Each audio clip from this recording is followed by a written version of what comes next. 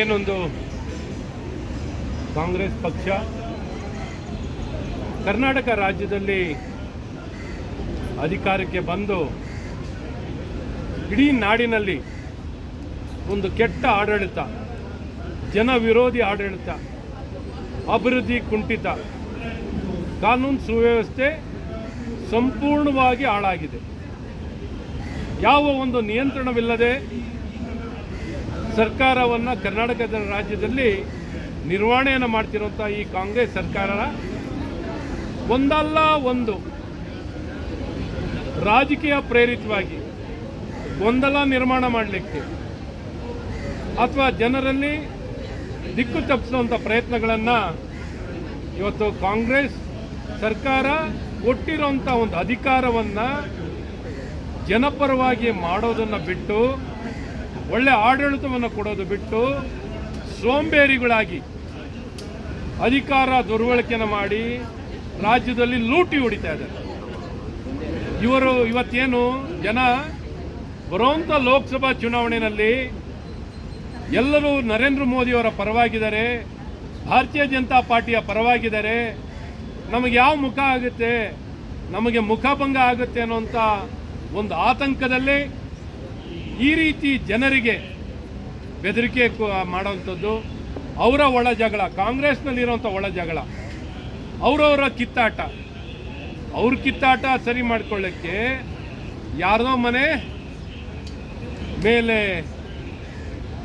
ಆಪಾದನೆಗಳು ಮಾಡೋವಂಥದ್ದು, ಗೊಂದಲ, ಇನ್ನೊಂದು ಮನೆಗೆ ಬೆಂಕಿ ಇಡೋವಂಥ ಕೆಲಸಗಳು, ಅವ್ರ ಮನೆ ಬೆಂಕಿ ಇಟ್ಟು ಇವರ ಮನೆ ಅಡುಗೆ ಮಾಡ್ಕೊಳ್ಳೋವಂಥ ಪ್ರಯತ್ನವನ್ನು ಇವತ್ತು ಕಾಂಗ್ರೆಸ್ ಪಕ್ಷದ ಈ ವರಿಷ್ಠರು ಮತ್ತು ನಾಯಕರುಗಳು ಮಾಡ್ತಿದ್ದಾರೆ. ಕೊಟ್ಟಿದ್ದಾರೆ ಜನ ನಿಮ್ಗೆ ಅಧಿಕಾರ, ಯಾಕೆ ಒಳ್ಳೆ ಆಡಳಿತ ಕೊಡಲ್ಲ? ಇದು ಅಸೆಂಬ್ಲಿ ಎಲೆಕ್ಷನ್ ಅಲ್ಲ, ಇದು ಪಾರ್ಲಿಮೆಂಟ್ ಎಲೆಕ್ಷನ್. ಜನಕ್ಕೆ ಬೇಕಾಗಿರೋದು ನರೇಂದ್ರ ಮೋದಿ. ಇಡೀ ದೇಶಕ್ಕೆ ಒಳ್ಳೆ ನಾಯಕ ಬೇಕು. ಕಾಂಗ್ರೆಸ್ ಪಕ್ಷ ಈ ದೇಶದಲ್ಲಿ ಏನಾದ್ರು ಅಧಿಕಾರಕ್ಕೆ ಬರ್ತಾರಾ? ಕಳೆದ ಲೋಕಸಭಾ ಚುನಾವಣೆಯಲ್ಲಿ 18ನೇ ಲೋಕಸಭಾ ಚುನಾವಣೆಯಲ್ಲಿ ಕೇವಲ 40 ಜನ ಮಾತ್ರ ಗೆದ್ದಿದ್ದಾರೆ. ಪ್ರತಿಪಕ್ಷದ ಸ್ಥಾನವೂ ಸಹ ಪಡೀಲಿಕ್ಕಾಗಿಲ್ಲ ಇವರಿಗೆ. ಹಾಗಾಗಿ ಮತ್ತೊಮ್ಮೆ ಅವಮಾನ ಅಂತ ಈ ರೀತಿ ಜನಕ್ಕೆ ಎದುರಿಸುವಂಥದ್ದು, ಬೆದರಿಕೆ ಹಾಕೋಂಥದ್ದು, ನಾವು ಗ್ಯಾರಂಟಿ ಯೋಜನೆಯನ್ನು ಹಿಂದೆ ಪಡೆದು ಬಿಡ್ತೀವಿ, ಹೀಗಾಗುತ್ತೆ ಹಾಗಾಗುತ್ತೆ, ಸಿದ್ದರಾಮಯ್ಯವ್ರು ಕೆಳಗಿಳಿತಾರೆ. ಸಿದ್ದರಾಮಯ್ಯವ್ರು ಕೆಳಗಿಳಿಯೋಕ್ಕೇನು? ಇದೇನು MLA ಎಲೆಕ್ಷನ್ನ? ಇದು ಪಾರ್ಲಿಮೆಂಟ್ ಎಲೆಕ್ಷನ್ನು. ಅಂದರೆ ಅವರಲ್ಲಿ ಹೆಂಗೆ ಗೊಂದಲ ಇದೆ ಅಂತ ನೋಡಿ, ಅವರವರಲ್ಲೇ ಪರಸ್ಪರ ಅವರು ವಿರುದ್ಧವಾಗಿದ್ದಾರೆ. ಅವರ ಒಂದು ಕಾಂಗ್ರೆಸ್ನಲ್ಲೇ ಒಳ ಜಗಳ ಇದೆ.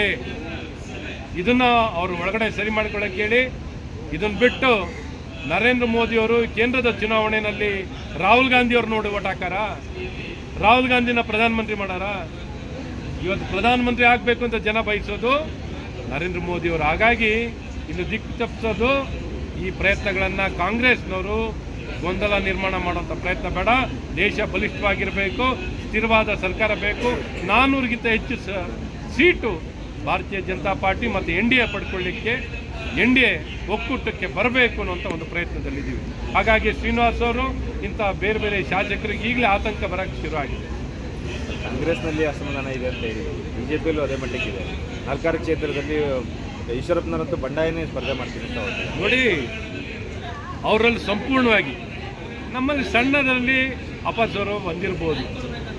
ಟಿಕೆಟ್ ಹಂಚಿಕೆ ಆದಾಗ ನನಗೆ ಕೊಟ್ಟಿಲ್ಲ, ಅವ್ರಿಗೆ ಕೊಟ್ಟಿಲ್ಲ ಅನ್ನೋಂಥ ವ್ಯತ್ಯಾಸಗಳು ಬರ್ತದೆ. ಆದರೆ ಇದನ್ನು ಮೀರಿ ಇವತ್ತು ಪಕ್ಷ ಬಲಿಷ್ಠವಾಗಿ ಒಗ್ಗಟ್ಟಿನಲ್ಲಿದ್ದೀವಿ ನಾವು. ಒಗ್ಗಟ್ಟು ನಮ್ಮಲ್ಲೆಲ್ಲರೂ ನೋಡಿದ್ದೀರ, ಒಗ್ಗಟ್ಟಿನ ವ್ಯತ್ಯಾಸಗಳು ನೀವೆಲ್ಲೂ ಕಾಣಲಿಕ್ಕೆ ಸಾಧ್ಯವಿಲ್ಲ.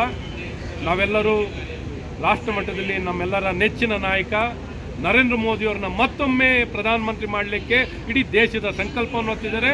ಅದರ ಪೂರಕವಾಗಿ ಇವತ್ತು ಪ್ರತಿಯೊಬ್ಬ ಭಾರತೀಯ ಜನತಾ ಪಾರ್ಟಿಯ NDA ಕಾರ್ಯಕರ್ತರು ಅದರ ಪೂರಕವಾಗಿ ಸನ್ಮಾನ್ಯ ಮಾಜಿ ಪ್ರಧಾನಮಂತ್ರಿಗಳಾದಂಥ HD ದೇವೇಗೌಡರಾಗಲಿ, ಕುಮಾರಣ್ಣನವರಾಗಲಿ, ನಮ್ಮ ಹಿರಿಯ ರೈತ ನಾಯಕರಾದಂಥ ಯಡಿಯೂರಪ್ಪನವರಾಗಲಿ, ಎಲ್ಲ ನಾಯಕರು ಸಮಸ್ತರು ಒಂದೇ ಉದ್ದೇಶ, 400ಗಿಂತ ಹೆಚ್ಚು ಸೀಟು NDA ಪಡಿಬೇಕು ಅನ್ನೋಂಥ ಸಂಕಲ್ಪದೊಂದಿಗೆ ಭಾಳ ಪ್ರಾಮಾಣಿಕವಾಗಿ ಕೆಲಸ ಮಾಡ್ತಿದ್ವಿ. ಹಾಗಾಗಿ ಈ ರೀತಿ ಭಾವನೆಗಳು ಬೇರೆ ಪಕ್ಷದಲ್ಲಿ ಎಲ್ಲೂ ನೀವು ಕಾಣಲಿಕ್ಕೆ ಸಾಧ್ಯ ಇರಲ್ಲ. ಹಾಗಾಗಿ 28ಕ್ಕೆ 28 ನಾವು ಕರ್ನಾಟಕ ರಾಜ್ಯದಲ್ಲಿ ಎಲ್ಲ ಸೀಟನ್ನು ಗೆಲ್ತೀವಿ. ಅಲ್ಲಿ ವಂಶ ಎಲ್ಲ ಸೀಟ್ಗಳು ನೋಡಿ ಅವರಿಗೆ ಕ್ಯಾಂಡಿಡೇಟೇ ಇಲ್ಲ. ಯಾರಪ್ಪ ಅಂದರೆ ನನ್ನ ಅಣ್ಣ, ಯಾರಪ್ಪ ಅಂದರೆ ನನ್ನ ತಮ್ಮ, ಯಾರಪ್ಪ ಅಂದರೆ ನನ್ನ ಮಕ್ಕಳು, ಯಾರಪ್ಪ ಅಂದರೆ ನನ್ನ ಅಳಿಯ, ಯಾರಪ್ಪ ಅಂದರೆ ನನ್ನ ಮಗಳು. ಇಷ್ಟು ಬಿಟ್ಟರೆ ಬೇರೆ ಏನೋ ಕಾಣ್ತಾರೆ ಅವರಿಗೆ, ಏನು ಕಾಣಲ್ಲ. ಹಾಗಾಗಿ ಕಾಂಗ್ರೆಸ್ ಪಕ್ಷಕ್ಕೆ ಯಾವ ಕಾರಣದಲ್ಲೂ ಜನ ಆಶೀರ್ವಾದ ಮಾಡಲ್ಲ. ಇನ್ನೂ ಸಂಪೂರ್ಣವಾಗಿ ಅವ್ರು ಕೊಟ್ಟಂಥ ಕೆಟ್ಟ ಆಡಳಿತ ಕರ್ನಾಟಕ ರಾಜ್ಯದ್ದು ಅದನ್ನು ಗಮನಿಸಿನೂ ಸಂಪೂರ್ಣವಾಗಿ ಕಾಂಗ್ರೆಸ್ ಪಕ್ಷವನ್ನು ತಿರಸ್ಕಾರ ಮಾಡ್ತಾರೆ.